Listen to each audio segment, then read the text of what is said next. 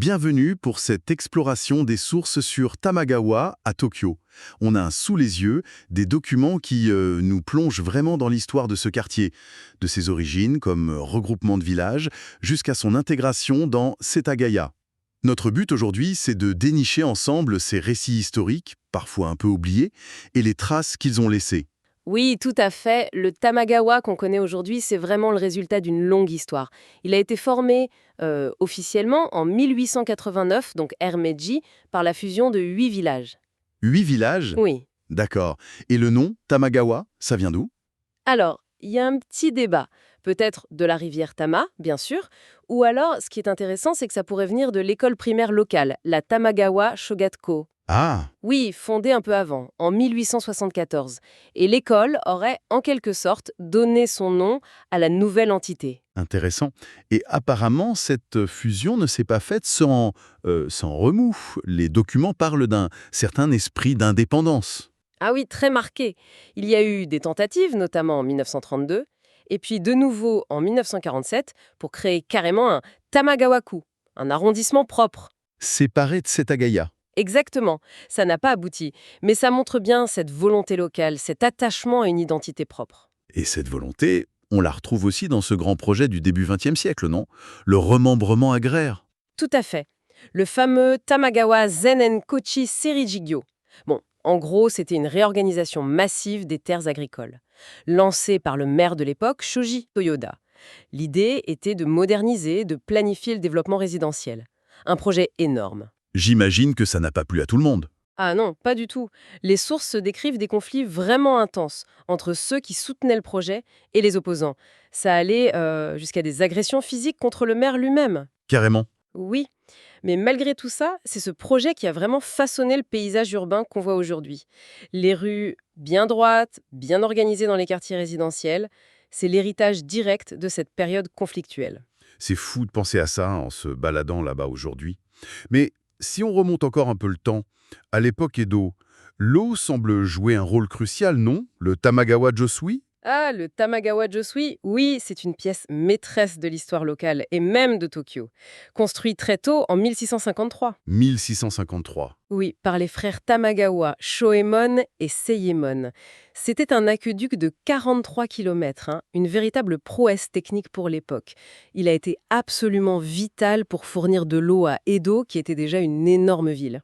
Et est-ce qu'on peut encore en voir quelque chose aujourd'hui? Des vestiges? Alors l'aqueduc lui-même a beaucoup changé, bien sûr, mais on peut encore suivre une partie de son tracé historique, notamment près du parc Nogawa.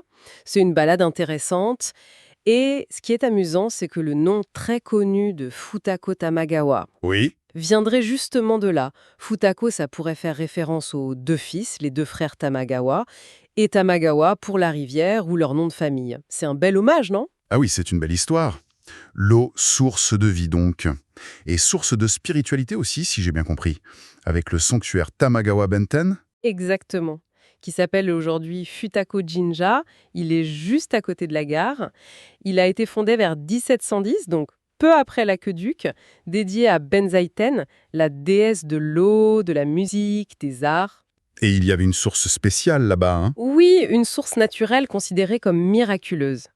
On l'appelait la fontaine de jouvence, rien que ça. Furo Choju no Mizu. Une fontaine de jouvence. Mais c'est une légende, oui. Il reste quelque chose. Eh bien, c'est ça qui est assez incroyable. La source existe toujours. Au Fitako Jinja, on peut la voir. Et les gens du quartier, ils viennent encore épuiser de l'eau. C'est une tradition qui perdure. Incroyable. Une connexion directe avec cette époque. Mhm. Tamagawa, ce n'était donc pas seulement un lieu de travail, de passage, de prière. C'était aussi un lieu de retraite, de culture. On lit le nom d'Ogyo Sorai. Oui, Auguste Sorai, le grand penseur confucien de l'époque Edo, il s'est retiré ici vers 1722, dans ce qui est aujourd'hui le quartier de Todoroki. Todoroki et sa fameuse vallée. Précisément. Sa villa, Keen, a disparu malheureusement, mais ce qui est extraordinaire, c'est que la vallée de Todoroki, la Todoroki Keiko, elle, est toujours là. C'est une forêt préservée en pleine ville, un trésor caché. On peut y aller aujourd'hui. Absolument. Et on peut imaginer Soraï cherchant le calme pour réfléchir, exactement comme on peut le faire nous-mêmes aujourd'hui dans cette vallée. C'est un peu comme remonter le temps. Il y a même un petit monument qui marque l'emplacement approximatif de sa maison. Fascinant. Et côté produits locaux, il y avait le thé de Tamagawa? Ah oui, c'était une spécialité locale à l'époque Edo, cultivée dans les zones comme Kaminoge, Noge, apparemment un thé vert de bonne qualité. Et aujourd'hui, on peut encore goûter quelque chose qui s'en rapproche. Les plantations ont disparu, bien sûr, mais pour retrouver un peu cet esprit, on peut chercher des petits cafés, des salons de thé, des sarios, qui sont installés dans d'anciennes maisons traditionnelles, les kominka. Il y en a quelques-unes dans la région. D'accord. Ou visiter des parcs qui montrent l'habitat traditionnel? Oui, comme Okamoto Minkayen, par exemple. Ça permet d'imaginer un peu la vie rurale de l'époque et cette culture du thé. Et si on creuse encore plus loin, avant même l'époque Edo, il y avait déjà du monde. Ah oui, bien sûr. La preuve la plus évidente, c'est le tumulus Noge Otutsuka Kofun. Il date du 5e siècle environ. C'est un grand tertre funéraire qui montre que le site dominant la rivière Tama était important bien avant Edo. Donc une occupation très ancienne. Très ancienne. Et puis, les larges berges de la rivière Tama elle-même, qu'on voit bien par exemple au parc Tamagawa-dai, évoquent aussi ce long passé agricole. Surtout au printemps, avec les fleurs de colza, c'est magnifique et ça rappelle un peu ce paysage d'autrefois. Finalement, ce qui est frappant, c'est cette superposition d'histoires. Le Kofun ancien, puis le génie de l'époque Edo avec l'eau, la spiritualité, le refuge intellectuel, Mhm. le passé agricole, et puis ces transformations modernes, parfois un peu brutales, avec le roman de moment. C'est exactement ça. C'est ce mélange qui fait le caractère unique de Tamagawa. On a cette nature préservée, comme la vallée de Todoroki, c'est assez incroyable si près de Tokyo. On a une histoire qu'on peut presque toucher, la source du sanctuaire, le Kofun, et puis cet urbanisme moderne qui est le fruit de projets ambitieux et aussi de conflits, comme on l'a vu. C'est une richesse méconnue, peut-être. Alors, une dernière petite réflexion pour ceux qui nous écoutent.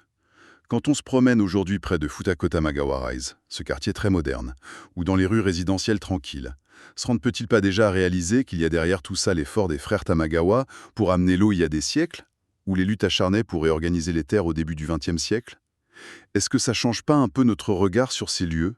Ah oui, forcément, ça donne une profondeur différente. Et ça invite peut-être à chercher d'autres traces, d'autres échos discrets de ce passé, qui attendent juste au détour d'un chemin ou derrière une vieille clôture.